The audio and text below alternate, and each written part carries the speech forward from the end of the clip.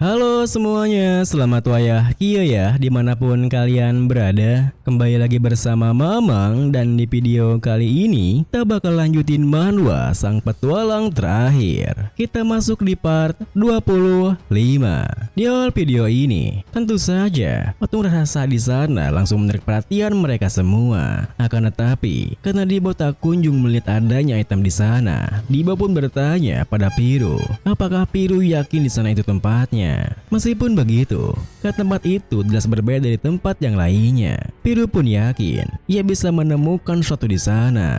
Lalu, tanpa mempedulikan Dibo yang penasaran siapakah gerangan yang bangun tempat itu, Minaru yang terus menatap ke arah patungnya bergumam dalam hatinya. Patung raksasa tersebut tidak akan tiba-tiba bergerak sendiri kan? Kemudian, setelah mereka menyebar untuk mencari petunjuk di sana, Nona Kiri yang melihat sebuah ukiran tulisan di dinding pun meminta semuanya untuk mendekat. Karena meski ia sendiri tak bisa membacanya, ia yakin tulisan tersebut itu penting dan akan berguna. Dengan begitu, Piru yang pertama kali mendekat pun menyadari jika ukiran tersebut merupakan teka-teki yang menggunakan bahasa kuno dan sepertinya merupakan petunjuk asal lokasi itemnya. Oleh karena itu, Piru yang bisa membacanya pun langsung menerjemahkan teka-tekinya, yaitu saat kau mendengar musisi yang tersembunyi di balik tirai gelap dan pekat, ada aktor kawakan yang terus mengawasi dari atas. Mereka yang memiliki tujuan, ikutilah cahaya itu. Tepat setelah Piru menerjemahkan teka-tekinya, Minaru, Dibo dan Rap yang menemukan ukiran gambar aneh pun bertanya,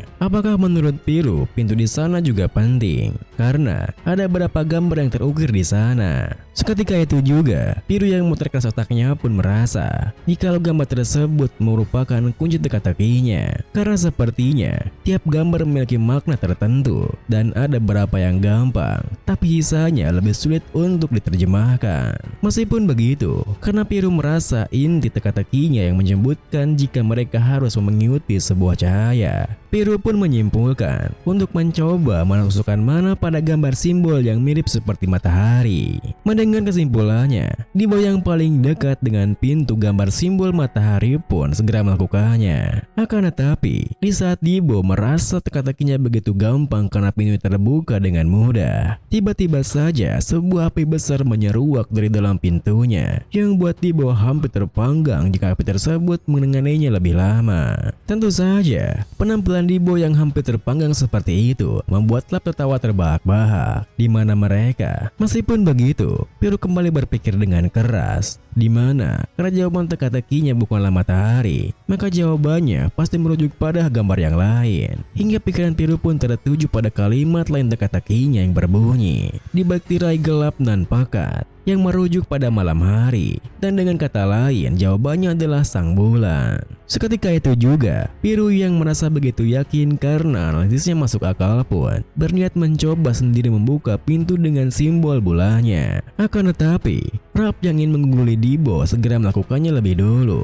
yang buatnya terhantam batu besar layaknya bulan ketika pintunya dengan gambar bulan terbuka. Tentu saja, hal itu pun membuat Dibo dan Rap tak bisa menahan kekesalannya karena mereka berdua celaka akibat Piru yang keliru menyimpulkan jawaban teka-tekinya. Untungnya, Piru masih bisa membujuk mereka dengan melibatkan mereka semua untuk mendiskusikan jawabannya. Tentu saja, mereka tak bisa sembarangan membuka pintunya kalau tak ingin celaka. Hingga Paume yang sedari tadi diam saja pun membuka mulutnya menjelaskan. Mungkin mereka memaknai simbol itu secara keliru dan harus memecahkan teka-tekinya lebih dahulu, baru mencari simbol yang cocok dengan jawabannya. Menurut dirinya, interpretasi Piru soal teka-teki itu tidaklah salah. Ia yakin kalimat tirai gelap dan pekat itu membicarakan malam hari, dan ia berasumsi bahwa puisi itu adalah para belalang yang sedang menangis, serta kalimat mengawasi mereka di atas itu bisa berarti rembulan, bintang-bintang, dan awan. Lalu, karena mereka harus mengikuti cahaya, jawaban teka-tekinya adalah bintang-bintang yang selalu mengawasi mereka dari atas. Jadi, bulan bukanlah jawabannya, karena bulan harus mengikuti siklus tertentu. Meski bintang-bintang memang bergerak, tetapi bintang-bintang tak pernah menghilang. Mendengar penjelasannya, Piru yang langsung memahaminya pun segera melangkah kakinya ke arah pintu dengan simbol yang paling cocok, yang mana adalah pintu dengan simbol X, yang sebenarnya merupakan simbol bintang. Dengan begitu, Piru pun segera memasukkan mananya pada simbol tersebut, dan untungnya tidak ada jebakan apapun yang keluar dari dalam pintunya, yang menandakan jika jawaban mereka adalah benar adanya.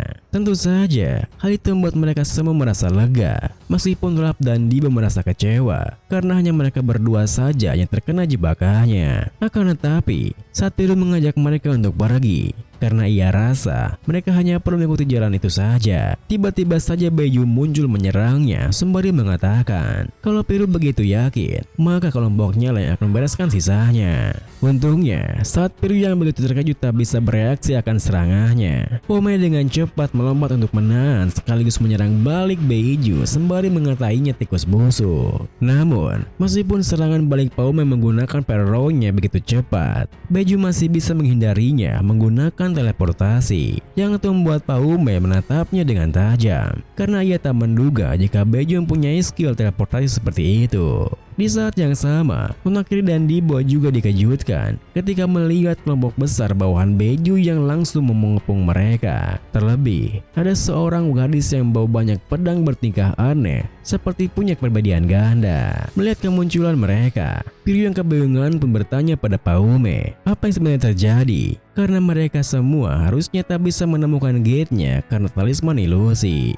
Lalu, bersamaan dengan Paume yang menggelengkan kepalanya karena ia pun tak tahu dan mengira jika dirinya sudah memastikan tak ada yang membutuhkinya, Beju yang tersenyum puas pun memberitahunya apakah Paume mengira kelompoknya tak bisa menemukan partinya, dan kalau partinya begitu penasaran, mereka bisa langsung menanyakannya kepada orang yang telah membawa mereka ke sana.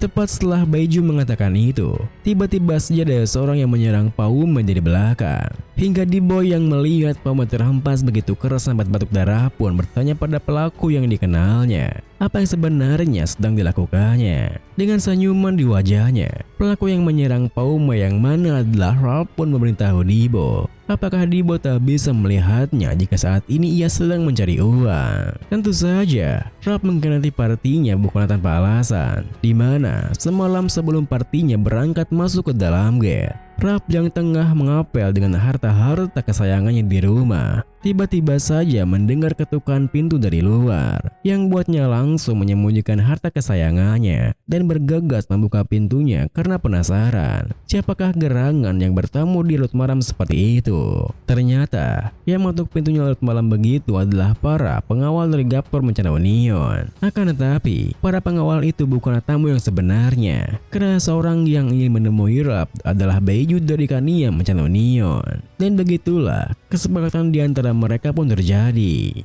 Kita kembali ke masa sekarang, di mana Nonakiri yang menyadari pengkhianatan Ralph menatapnya dengan tajam dan mengatainya bajingan busuk. Bahkan Dibo yang tak bisa menahan amarahnya bertanya, apakah Ralph mengkhianati partinya hanya demi berapa koin saja. Namun, alih-alih merasa tertekan, Ralph malah tersenyum begitu lebar memberitahunya apa Dibo pikir ia siapa sampai melakukan itu hanya untuk berapa koin saja. Karena pengawal Gapori yang membelot ke Kania saja diberi hadiah 3 kali lipat dari gaji awal mereka. Dan kalau mereka belum sadar seberapa harga kepala bos mereka, saat ini kepala Paume dihargai sebesar 100 juta meso. Oleh karena itu, mana mungkin Ralph bisa menolaknya, bukan? Mendengar hal itu, Mineru yang tak bisa tinggal diam pun segera menembakkan pistolnya, yang langsung memulai pertarungan di antara mereka, di mana saat kelompoknya mengisolasi pergerakan anggota parti Paume, Nona Pedang Ganda langsung saja maju menyerang Nonakiri. Hingga Nonakiri yang langsung menahannya pun bertanya, apakah mereka pikir semuanya bisa berjalan sesuai rencana mereka?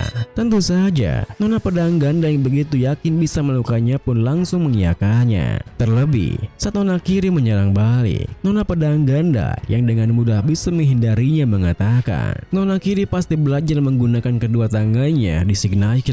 Tetapi Nona Kiri selalu memiliki tendensi untuk menggunakan tangan kanannya, dan kalau ia bisa membaca pola serangan musuhnya, maka menghindarinya akan menjadi hal yang mudah. Bahkan ia tidak hanya mengetahui kebiasaan Nona Kiri, ia juga mengetahui kebiasaan Dibo yang ahli dalam pertarungan satu lawan satu. Tetapi kelemahannya jauh lebih terlihat jelas saat Dibo harus melawan lebih dari satu orang sekaligus. Dengan kata lain, karena ia tahu teknik mereka semua, ia merasa yakin bahwa tempat itu akan menjadi makam mereka. Di saat yang sama, Mineru yang berhasil menghabisi beberapa anak buahnya pun didatangi oleh Beju yang memujinya. Jika murid Kirin memanglah hebat, tapi sayangnya kali ini Mineru telah salah pilih lawan. Karena Beju yang merupakan seorang ahli pertarungan jarak dekat bisa dengan mudah meringkusnya, bahkan mencekiknya dengan rantai dari senjatanya. Namun, kepercayaan dirinya itu yang merasa bisa menghabisi Miner dengan mudah. Seketika begitu terkejut ketika rantai senjatanya putus oleh parau milik Paume, yang membuat Beju melirik ke arah Rob dan meneriakinya. Apakah pertarungannya dengan Paume masih belum juga selesai? Mendengar teriakannya, Rob yang kesulitan melawan Paume pun memberitahunya, Paume bukanlah orang yang mudah dikalahkan, tetapi Paume tak akan bisa bertahan lama karena tadi ia telah menghancurkan tulang rusuknya. Di sisi lain, Dibo dan Nona Kiri dikejutkan ketika melihat Piru terkena serangan. Tapi untungnya, itu bukanlah tubuh asli Piru dan hanya merupakan sebuah tipuan dari talismannya. Sementara Piru yang asli kini berada di depan sebuah pintu bersimbol. Benar berpikir panjang, langsung mengaktifkan pintunya. Seketika itu juga, mekanisme dari jebakan pintunya pun bergerak, di mana lantai yang mereka pijak tiba-tiba menghilang, yang tentu membuat mereka semua terjatuh tanpa terkecuali. Pada saat itu, Nona Kiri yang melihat lorong-lorong di dinding tempatnya jatuh, segera memberitahu Dibo di bawahnya untuk masuk ke sana. Sehingga setelah Nona Kiri menggapai Mineru di dekatnya dengan cara memegang jubah Dibo, Nona Kiri pun meminta Dibo untuk segera melakukannya, di mana Dibo harus menggunakan power armnya sebagai penahan agar mereka bisa berayun masuk ke dalam lorongnya. Untungnya, meski awalnya terlihat seperti akan menabrak dinding, Dibo yang melepaskan tahanan power armnya pun tepat waktu, biasa sedikit merubah arah jatuhnya, yang membuat mereka bertiga bisa masuki lorongnya dengan mudah. Tujuannya pun diakhiri dengan, namun belum sempat mereka bertiga bisa mengatur napasnya, tiba-tiba saja pintu masuk ke lorongnya diblokir oleh sebuah dinding, bersama dengan lantai tempat mereka jatuh yang tadi kembali muncul seperti semula.